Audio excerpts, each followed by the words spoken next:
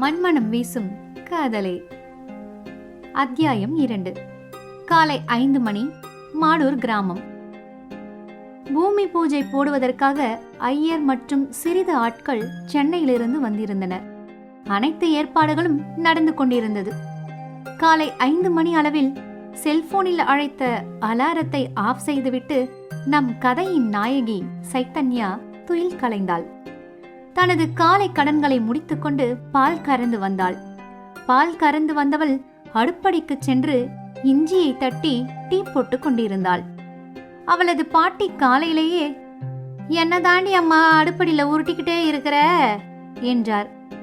இருவருக்கும் டீ போட்டு எடுத்துக்கொண்டு வந்து கொடுக்க அதனை வாங்கி பருகியவர், "என்ன இன்னைக்கு ஆளுங்க வேலைக்கு வராங்க தானே?" என்று கேட்க, "ஆமாமா, இன்னைக்கு நடவு இருக்கா அப்பதா?" என்றாள் சைத்தன்யா. சைத்தன்யாவின் அப்பா ஜெகன் மாடூர் கிராமத்தில் உள்ள ஒரு அரசு உயர்நிலைப் பள்ளியில் தலைமை ஆசிரியராக பணிபுரிந்து வருகிறார். சைத்தன்யாவின் தாய் கல்யாணி ஒரு கிராமத்தில் நடுநிலைப் பள்ளியில் தலைமை ஆசிரியர். இவர்களுக்கு சைத்தன்யா மற்றும் மதிவாணன் என்று 2 பிள்ளைகள். மதிவாணன் லண்டனில் பிசினஸ் செய்து கொண்டிருக்கிறான். இவர்கள் இங்கிருந்து அனுப்பும் பழங்களையும் இவர்கள் மல்லிகை பூக்களையும் ஏற்றுமதி செய்து வியாபாரம் செய்து கொண்டிருக்கிறான். அவன் MBA முடித்த கோல்டு மெடலிஸ்ட், மிகவும் திறமைசாலி, அன்பானவன், விவசாயத்தில் அதிக ஆர்வம் உள்ளவன். அடுத்து நம்ம heroine Chaitanya, MSc agriculture, PhD, அவளும் கோல்டு மெடலிஸ்ட். விவசாயம்தான் உயிரெல்லாம். விவசாயத்தில் புது புது முறைகள் கண்டுபிடிப்பதில் கெட்டிக்காரி. இயற்கை முறையில் விவசாயம் செய்யும் நம்மாழ்வாரின் வாரிசு என்று கூட சொல்லலாம் நம்முடைய முனைவர் டாக்டர் சைத்தன்யாவை. இயற்கை விவசாயம் செய்பவர்களுக்கு சைத்தன்யாவை தெரியாமல் இருக்க வாய்ப்பே இல்லை. பொழுது புலர்ந்ததும் வீட்டிற்கு தேவையான காய்கறிகளை பறிப்பதற்காக தோட்டத்திற்கு சென்றாள் சைத்தன்யா. அன்று சமைக்க வேண்டிய சுண்டைக்காய், வெண்டைக்காய் மற்றும் கீரைகளை பறித்து வந்தாள்.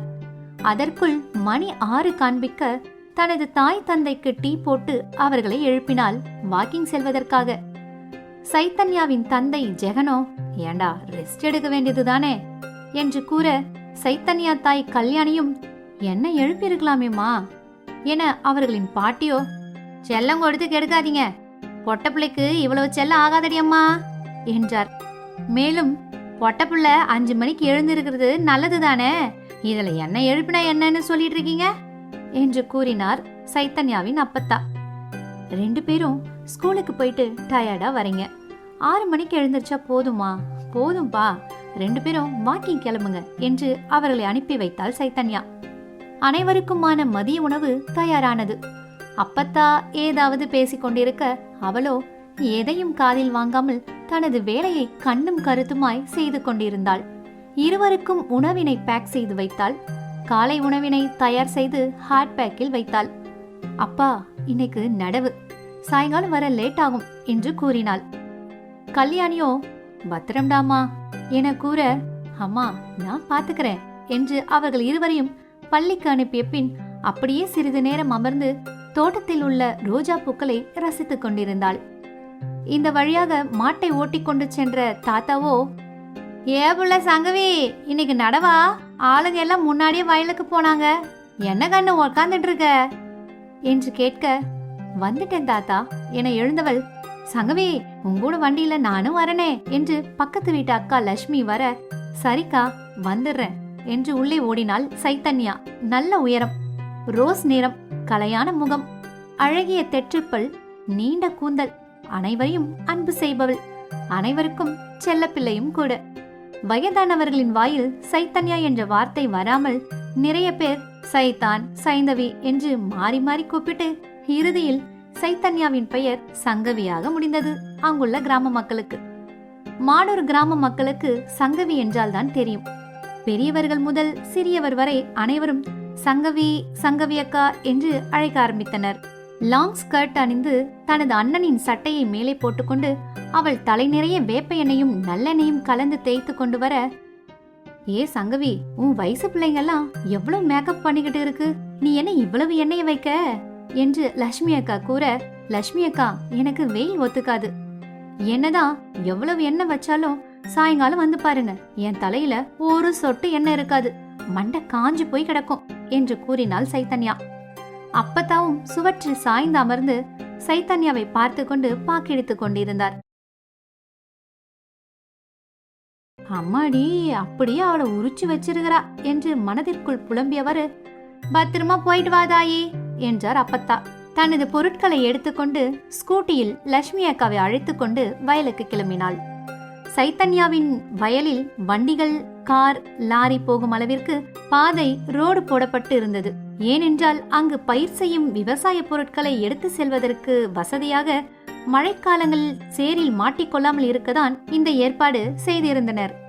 வயலுக்கு சென்று அவள் பாவாடையை இழுத்து சொருகி கடவுளை பிரார்த்தித்து தனது முதல் நாற்றை நட ஆரம்பித்தாள். மிகவும் விரைவாக பயிர் செய்யும் பெண்களுடன் சேர்ந்து அவளும் விரைவாக நட்டுக்கொண்டே சென்றாள். 2 பெண்கள், இந்த புள்ள ஏம்மா படிப்பு படிச்சிருக்குது, சேத்துல வேற இறங்கி வேலை பாக்குது, நாமக்கும் எவ்வளவு உதவி செய்யுது பாரு, வாத்தியார் பிள்ளைங்க 2மே தங்கங்க தான் என்று பேசிக்கொண்டே அவர்களும் வந்த வேலையை செய்தனர். சைத்தன்யாவின் அப்பாவிற்கு 10 ஏக்கர் நிலம் இருந்தது. அதில் எப்பொழுதும் 2 ஏக்கர் நெல் பயிர்கள், கரும்பு, வரகு, தினை, சாமை போன்ற பயிர்களை பயிரிடுவது மற்றும் வாழை, கொய்யா, மாமரம், தென்னை, சப்போட்டா, நெல்லிக்காய் என தலா 1 ஏக்கரில் பழங்கள் விவசாயம் செய்து கொண்டிருந்தனர். ஆடு, மாடு, கோழி, வாத்து என விலங்குகளும் பறவைகளும் இருந்தது. சொட்டு நீர் பாசனம், அங்கு அவற்றின் கழிவுகளை வைத்து உரம் தயாரித்து கொண்டிருக்க ஒரு பகுதியில் மண்புழு உரமும் தயாரித்து கொண்டிருந்தனர். பணியாட்கள் நிரந்தரமாக தோப்பு பழங்களை பராமரித்தல், மல்லிகை செடியை கவனிக்க என அனைத்தையும் சிறப்பாக இயற்கை முறையில் விவசாயம் செய்து கொண்டிருந்தாள் சைத்தன்யா. அவர்களது தோட்டத்தில் மட்டும் கிட்டத்தட்ட 40 பணியாட்கள் நிரந்தரமாக தோப்பு மற்றும் பழங்களை பராமரித்தல், மல்லிகை செடியை கவனிக்க என ஆட்களை நியமித்திருந்தாள். பழத்தோப்பிற்குள் நுழைந்தால் வெளியே வரவே மனம் இருக்காது. கிளிகளின் சத்தமும் பறவைகளின் சத்தமும் ஏதோ நந்தவனத்திற்குள் நுழைந்தது போல் ஒரு ரம்யமான மனநிலையில் இருக்கும். வயல்வெளிகளின் நடுவே மச்சி வைத்த ஒரு சிறிய வீடு இருந்தது. அந்த வீட்டிலும் சமைக்க, குளிக்க என அனைத்து பொருட்களும் இருந்தது. சில நேரங்களில் விவசாய நேரம் தாண்டி செல்லும் போது அறுவடைகள் முடியும் தருணத்தில் அந்த வீட்டிலேயே தங்கிக் கொள்வார்கள். மாலை 4 மணி அளவில் அனைத்து வேலைகளையும் முடித்தவள் பயிர் நட்ட பெண்களுக்கு தொகை கொடுத்து கொண்டிருந்தாள்.